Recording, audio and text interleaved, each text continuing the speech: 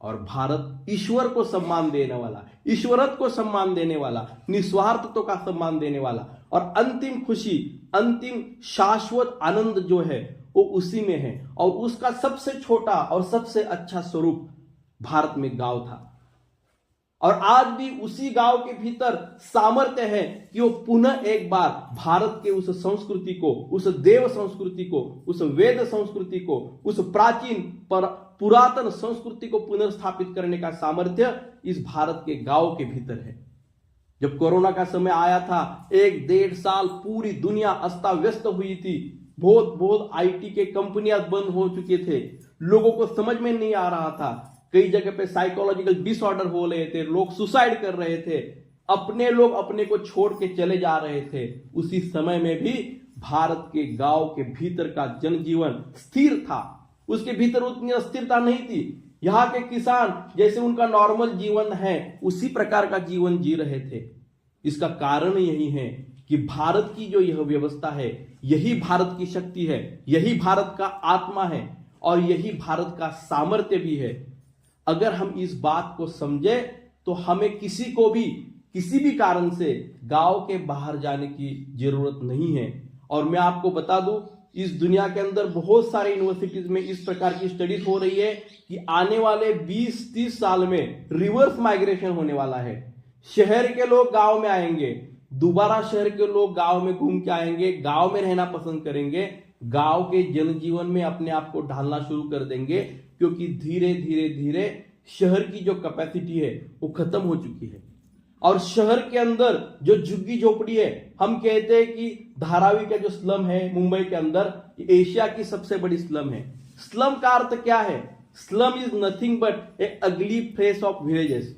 वो वहां पे गांव ही बैठे हुए हैं, लेकिन वो कुरूपता का चेहरा लेते हुए, क्योंकि उस स्लम के एरिया में रहने वाला हर व्यक्ति गांव में जन्म लिया था और पैसे के चक्कर में मुंबई में चला गया। ना उसको ढंग से घर मिल पाया, ना उसको ढंग से खाना मिल पाया, ना उस ढंग से पानी मिल पाया। और जिस प्रकार से हम यहाँ पे दुष्चक्र की बात कर रहे थे, गरीबी के दुष्चक्र की बात कर रहे थे, आरोग्य की दुष्चक्र की बात कर रहे थे, चरित्र के दुष्चक्र की बात कर रहे थे, सारे दुष्चक्र आपको उस धारावी के स्लम एरिया में दिखाई देंगे।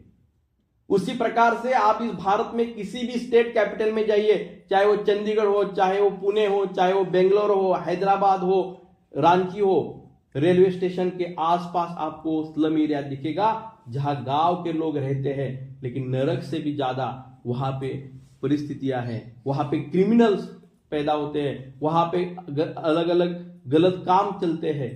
ऐसा क्यों हो गया? ऐसा इसी कारण हो गया कि हमने अपने आत्मा को नहीं समझा, हमें अपना शक्ति बलस्थान को नहीं समझा। एक बार एक खेत में एक किसान रहड़ से पानी निकाल रहा था।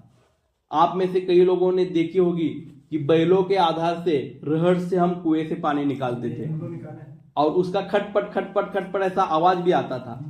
तो ऐसा रहड़ से वो किसान अपना पानी निकाल रहा था और रहड़ में पानी निकालते निकालते किसान गाना भी गाते हैं, तो अपने मस्ती में धुन में गाना भी गा रहा था।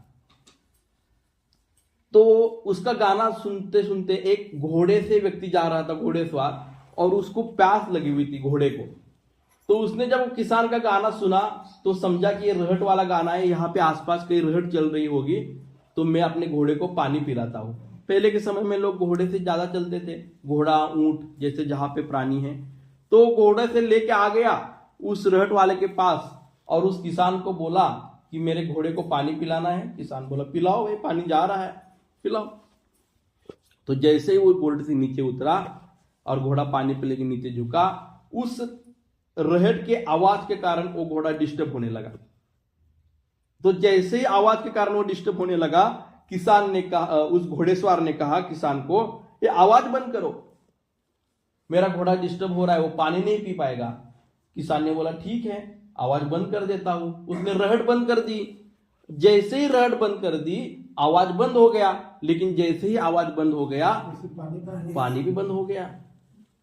तो घोड़े वाला जो था वो गुस्से में आ गया। उन्होंने बोला मैंने तो तुझे आवाज बंद करने के लिए बोला है, तूने पानी क्यों बंद कर दिया? तो किसान बोलता है रुकिए, शुरू करता हूं।